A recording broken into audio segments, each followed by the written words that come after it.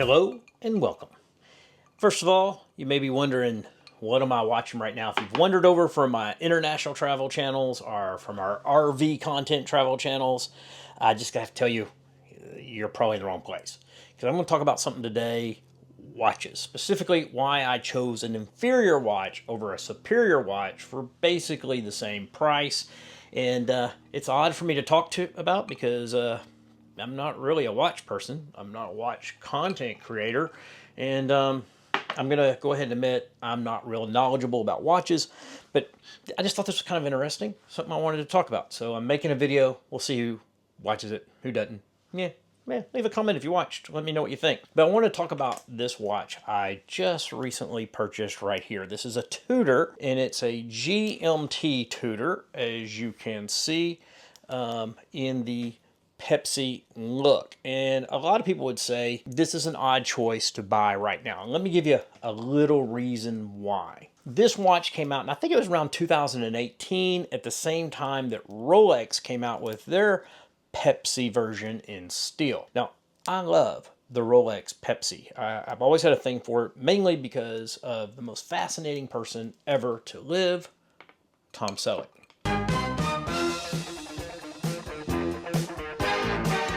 Specifically, I was a fan of Magnum PI. And I believe it was like season 4 in the 80s, watching Magnum PI with my father. There's an episode where he's out wading in the water. He's got knocked off a boat or something, and he's having to survive.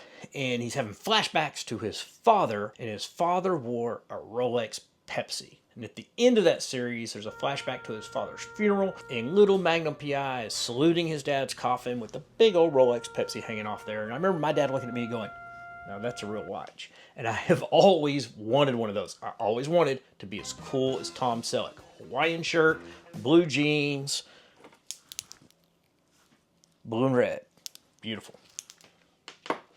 Also, I do a lot of international traveling. I do a lot of domestic traveling. I'm in different time zones every week. And I love the idea of a good time zone keeper where I can see my home time zone, or GMT if that's what I want to keep track of, and where I'm at. Matter of fact, I have other watches that do the same functions, from Casio all the way the new Nomos World Timer and some others. I just really like that function. It speaks to me, and if I could get that and look a little Tom Selleck, I think I'd be happy. But right now, if you're going to buy this watch, which came out originally in, like I said, 2018, that's kind of an odd choice, because when this watch came out, there were a couple complaints about it. One is it's 41 millimeter, and sizes had gotten really big and had started to go down a little bit. And as time has gone on since 2018, people are like, 41 millimeter is a little too big. Can we get to the 40? Can we get to the 39? But that wasn't the big issue. The big issue was what people called slab-sidedness, or thickness. They'd say this watch is just too thick. And if this watch was thinner, it'd be a perfect watch. But as you did it, it's just too thick. I actually watched one YouTuber doing it, and he kept looking down his arm like this at his watch, saying, oh, look how slab-sided it is. Now, I've never actually looked down my arm like this at a watch, so I'm not sure that's how I would judge it. I think I'd just put it on, wear it, see how it feels. Anyway, that was the other big complaint. And the last complaint was the fit on the bracelet here. Now, you don't have to have it on the bracelet, and you can replace bracelets, but there's no micro adjustment here. You know, there's just no way to move it. So, like, take this CQ Glasuta Original watch, beautiful watch, by the way.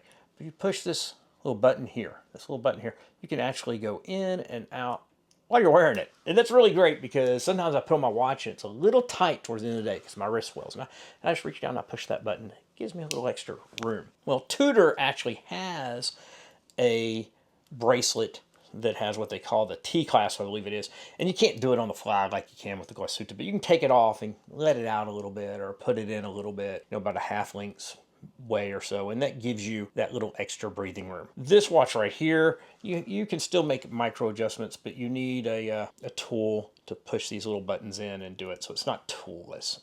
Not a big deal, to be honest with you, but people make it into one. But this was considered really good. It was COSC certified, really great watch. If you know what COSC certified is, that's where you have to actually send the movement out to have it verified that it's within certain perimeters. And I will tell you, I've put this one on the timer, and it's actually beats that. It's like within a couple seconds fast per day. So in a day, it's about 2 seconds fast. Now, if you wear it in different positions, you may change that a little bit. Maybe get it to 0, maybe get it to 3 seconds fast. It does matter the position it is in, but I tested it in 6 positions, 15 minutes per position, and then averaged it. So, seems like a great watch. Got it some few minor complaints. So what's the big deal? You bought it because it's an inferior watch. Because before I bought this one, before I bought it, another watch came to market. It's been over a year ago now, and that was the Black Bay 58. Now, what did the Black Bay 58 bring that we didn't already have in this model right here? Well, one, it shrunk that size down a little bit. Instead of being 41 millimeter, it's now down to 39, I believe it is. Yeah, 39 millimeter, which some people think is a better size. Personally, I have 7-inch wrist. I really think this is a 40 millimeter watch on here. I think that's a good size for me. This thing here is a 42. I think that wells pretty well on me too. So for me, 39, it's a nice looking watch at 39, but 40, 41, it's all the same for me. So that's not a big deal. Big deal though was the new watch was thinner. It was 12.8 millimeters thick versus this watch, which when I measure it is 14.4 millimeters. The official stats say it's 14.6.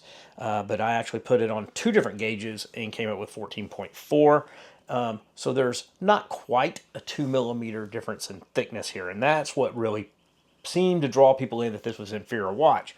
Plus, the new Black Bay 58 is METAS certified. That's a certification. I think only Omega was doing it before, but now Tudor's doing it with some of their watches. And it includes the cost certification this one has, which where you send the movement in, comes back. But then it's cased, the movement's cased, it's tested again. It's gone through a process to make sure it's still within certain perimeters. It has to pass other perimeters too, where they pay attention to temperatures and they pay attention to whether it can be magnetized or not. And then, of course, the big one, they actually put the T-clasp on the Black Bay 58. So, superior watch. So why wouldn't you get it? You might be thinking, price. Yeah, new watch, all those new features, it's probably a lot more expensive. It's really not. It's actually about the same price. It's a few $100, $250 to $300 more to get the Black Bay 58 versus this one. So price really wasn't a big deal. What about other features? What about power reserve? Well, this watch actually has better power reserve. This is a 70-hour power reserve, where the Black Bay 58 is 65. 5 hours? That's not a big enough difference, just like the price. Those are basically, in my opinion, net neutral type things. I don't think anyone's going to make a decision on that. So why would I choose this? Well, there's a few reasons. One, this one has the look. It has that nice blue. It's aluminum. It's actually why I prefer it over the Rolex, the modern Rolex, because I just like that aluminum look. It has that old look that like Magnum PI, like Tom Selleck wore. Just, it's the right colors. Love it. The new one, the Black Bay 58, has what they call Coke. It's red and black instead of the blue. And I think blue gives a nice pop. But you know, I could probably be fine with that. The Black Bay 58 also has gilded. A lot of people like their gilt. They have basically the gold looking letters and stuff in here. A lot of people like that. They think it looks retro. It definitely looks classy. I think it makes it look more dressy than casual. But that's kind of my problem. I don't really like that. And I wanted this to be my Magnum PI watch, my Tom Selleck, my Hawaiian shirt with blue jeans. That's what I wanted. And to me, the Black Bay 58, it just didn't scratch that itch. It didn't look that part for that casual watch I was wanting. I actually think the thickness on this one actually helped give that look. Now, the original one, the Magnum PI one, was actually thinner in this, but I just like the look. I think it gives that more casual tool look, and that's what I was looking for. And when I started to look at the thickness issue, a lot of people say it. I mean, I have my Apple Watch right here. I wear this all the time, and this thing is 14.2 millimeters. This Glasuta I showed earlier, this thing is 15.3. You know, a lot of people couldn't tolerate this. It's too big and heavy. Actually, I love wearing it. It looks great on me. And I have a whole lot of watches. I mean, I do have some thinner watches and have some Oruses that are a little thinner. Love it. My Nomos is, you know, under 10 millimeters. It's 9 something. You know, so a thinner watch has its advantages. No doubt about it. But when I'm talking about a casual tool watch, a little extra thickness, to me, just gives more substance. The thickness wasn't really an issue. The color definitely favored the GMT, but that wasn't the big deal. The big deal for me is on the Black Bay 58, the GMT hand is the same color as the hour and the minutes hand. That was the deal killer for me. I think, and I know that there's others out there, trust me, I know the history of the same colors, but for me, a true GMT watch should have that other color. See how that's a red one there? Love that. I like a different color for your GMT hand. It makes it pop, it makes it show up, it makes it more readable to read the time, separate from the local time, where you can differentiate it by looking at it. And when you put them all in the same color, to me, it loses that character, it loses that pop, and it loses that functionality. And for me, that was just a deal killer. The biggest issue, though, that I feel like I gave up with this is the T-clasp. That is something that does make a difference. By the end of the day, sometimes my hand is just a little swollen and this becomes tight. So I let it out just a little bit and now it's pretty good. But for me, it's that on the fly adjustment is really the biggest loss when you go with this watch, but it doesn't bother me that much. It's not that big of a deal. I can still adjust with these micro adjustments right here. It just takes a little bit more effort and not that big a deal. You can do it with a paper clip in about 5 seconds. As for the Metis versus the Cost Certified, like I told you, I've tested this watch. It's a tool watch. Some of that certifications and stuff, though it does have some meaning to it, it's just marketing hooey. This thing is already resistant to magnetization. It's got a silicone hairspring in it. That's not a problem. It's, like I said, I've tested the time on this thing. It's about as good as you're going to get. As a matter of fact, I think the only watch I have that tests any better is this Glasuta.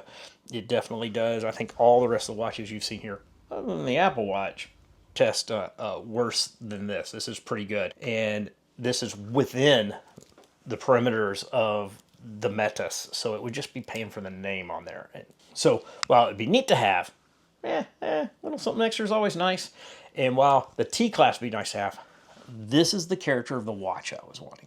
This scratched the itch. This is the vibe I was going for. If that's not you, if you're okay with the color choices and the other, or maybe you even like the others better, the Black Bay 58 right now better, or you're really into those stats and statistics and you want those perimeters to be the best they can be, then by all means, the Black Bay 58. If you have dainty little wrist, the Black Bay 58 is your watch. It's going to be a little big on you. This is not for dainty wrists. So if you have little dainty wrists, definitely go with the Black Bay 58. It will be a better choice. I think you'll be happier there. If you don't like the color and you have dainty wrists, wait. I'm sure they're going to have some different options come out. Either way you go, you're going to end up with a great watch. Any of these watches are great watches. But this is why I chose an inferior watch to the superior watch at basically the same price. Would you have done the same? Have you ever picked a watch that you know on paper, on statistics, on stats, on all those things looks worse than the one you're buying? And were you able to do it knowing that? Let me know down below. Thanks.